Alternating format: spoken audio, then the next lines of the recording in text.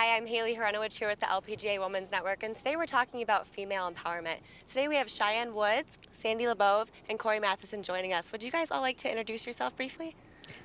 I'm Sandy LaBauve. I teach golf in Kierland Golf Club in Scottsdale, Arizona during the season, and then I'm up in just outside of Aspen at the Roaring Fork Club in Colorado during the summer. Hi there, I am Cori Matheson, and I run an empowerment group for little girls that teaches them confidence, builds their self-esteem, allows them to work on their athletic ability, and I use the game of golf as my tool to do that, and that is called the LPGA USGA Girls Golf of Phoenix.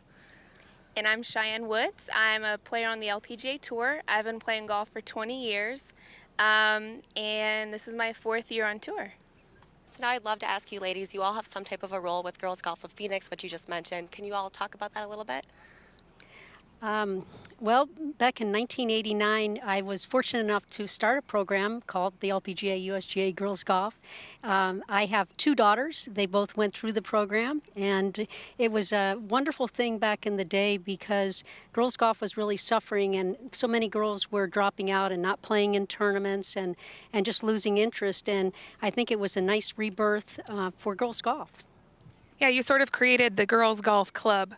Right. So, and actually, Cheyenne and I both had the privilege of playing in that club. You know, it was just like 5 years ago, right, You're Sandy? making me feel old. You're making me feel old. No. But I played in the program, and I was the girl that stayed late, that wanted to help. I wanted to, fill the goodie bags and write the numbers on the scoreboard. And the lady who sort of took over after Sandy had been running the program, her name was Kathy Nadler. She lives here in the Phoenix area still. I told her when I was 12 I wanted her job. So you knew right from the start. I knew that was sort of my little niche or something fun that I wanted to do and be a part of. I watched her be a mom and pick up her kids from school, and that was important to me, to be a mom. So I'm a mom of 3 girls now, and 20 years after I told her I wanted her job, she called me and said, "Are you ready for it?" And I called Sandy. I said, "Am I ready for it?" And we've been rock and roll, and I'm on my 5th year running the program here. Wow, that's amazing. I Yes. saw your car out there. Definitely. Looks great. It's a nice pink car that says Girls Golf of Phoenix. It's the girls' golf wagon. It's not a van. I'm not a soccer mom. Van. I'm not a soccer mom, but it is my Barbie car, my pink car. I pick my kids up from school. The little kids that can't read think I have ice cream or cupcakes or something, but my girls' golf wagon, yeah.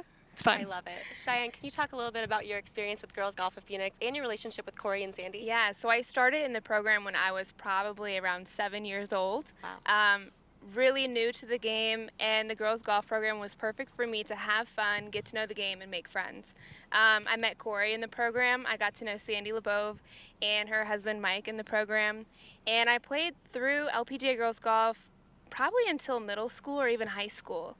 And for me, it was a great way to learn the game, get better, and still be competitive. And so it's been awesome to now see Cori with the program and see how much it's grown since Sandy had started it. It's really exciting to get to know the girls and still be involved with the program. She came out and volunteered at a couple of clinics, and it was so fun. I put her with the little girls, the 4 or 5 year. The babies. They didn't know who she was. They didn't know who Tiger was. They don't know anything, any of that. So she's there now putting on a different hat than she normally gets to wear, right? It was kind of fun. Nobody was like, "Can I have your autograph? Can I take a picture?" They just were excited to have Coach Cheyenne helping her, with her swing, because she had no idea where to stand or anything. So little kids really enjoy having her. But then the bigger girls are always like, "Oh man, look, she's over there. I want to go by her." So They all want to be like Cheyenne. I know. But it's so nice too to now be in that other role of being through the program, and now the roles have reversed a little bit. I know what those girls are feeling. I know what that program is doing for them.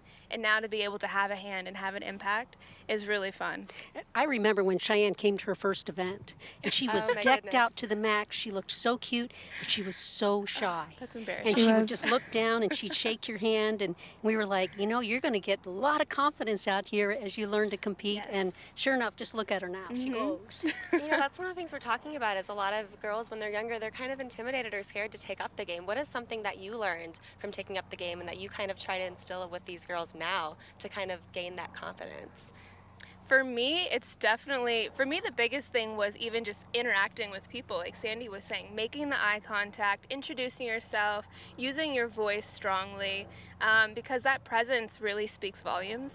And I think with golf, you meet so many people. Like, I meet so many people every week in pro-ams and events, and it goes a long way how you carry yourself and how you carry your confidence and present yourself to people. So that's one thing that I definitely learned in the program. I would agree with all those things, but I think two things really stand out for me. One is the ability to take on a man's world and show them how it's done and surprise them. and I love playing with my dad and going out and saying, oh man, there's a girl with us, and then they're like, you're playing from this yardage? I'm like, yes. Are you sure? Yeah. And okay. And then by the end of the round, they're like, so what should I do? And then they're asking for tips or whatnot. But I love that sort of surprise factor and empowering the little girls to feel that sort of power that might not necessarily be gender specific, and giving them an opportunity to change the face of our game. That's one thing. And then the other thing is the family that we are. It's, everyone speaks about the relationships you build in lives, but this golf community, our family, us staying connected, the girls seeing that, the girls meeting their own mentors, whoever they are, part of what family, but then they're a part of our family too. So the camaraderie and the partnerships and the family that we create. And just the inclusiveness too. For many years it was like the boys did things with their dads, and now we've got so many girls doing things with their dads. And these girls are growing up, and some of them are choosing to play golf for a living. Some of them are choosing just to play golf for fun in their businesses. But I think that they're starting to realize that this is a wonderful gift that they can give themselves, and that parents can give these girls if they teach them to play when they're young. And it can be a part of their life for forever. Right, you can play the game forever, and that's Totally. why I think the power of invitation is so important. Just kind of saying, hey, I'm inviting you to play this with us. It's not just a guy's game. You can play too. You can play. You're for welcome fun. here. It's going to be fun. Yeah, That's right. And then making them feel comfortable. Putting them in an arena so that they're in a very comfortable environment to learn. Definitely. And that's basically what we tried to do with the girls program. It wasn't to say that girls can't go into the sport the same way boys can. It's just that a lot of women and young girls like relationships, and they like the fact that their friends are doing it.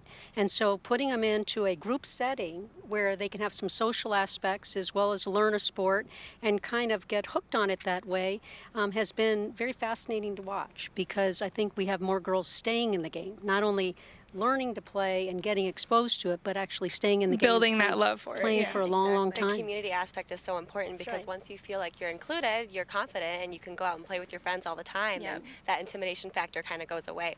Do you guys have any advice to women who maybe are intimidated to originally take up the game, and maybe whether it's learning with a group of women or what they can do to kind of get rid of that intimidation factor? I think definitely, like you said, finding a group of women that you can learn the game with, enjoy the game with, and then just get out of your comfort zone a little bit if you are intimidated. Kind of just test the waters and just dive into it.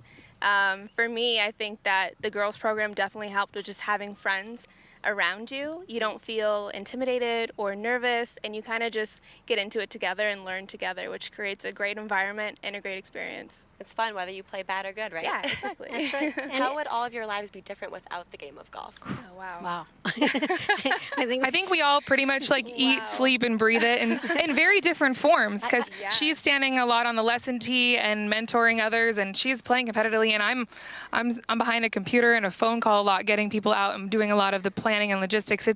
It is our life, and people ask, I drive my pink car full time. That's my only car. That's what we do. This isn't something we turn off at after a job at 5 o'clock. This isn't our job. This is really ingrained in us, and it has been since we were little girls in our families. Obviously in our families, and also by building that family, we don't really turn it off. You're passionate about it. I'm married to a golf professional, so I probably wouldn't have met him. I know I wouldn't have any pictures on the wall because all I have in the house is golf. So life would be a lot different, I think. Golf is truly life-changing. And your daughters, it's in your daughter's sir. world. Our and, daughter's a golf professional now. Yeah. And her mom works for the state association here in Arizona. Yeah, and So- playing competitively too, you're able to travel the world. You meet people from all over, create great relationships. So without golf and going to college, playing college golf, yeah. it's definitely opened up so many opportunities, I'm sure, for all three of us. Absolutely. Yeah. The opportunities are definitely endless. Well, And I think you played can make college it as golf. big or as little as you yes, want. I did. I think you can make it as big or as little as you want. It can be recreational with your friends for fun on a weekday, play a couple or holes it can and be your then career too. go have some Drinks, lunch. go have lunch. Yeah. Go shopping.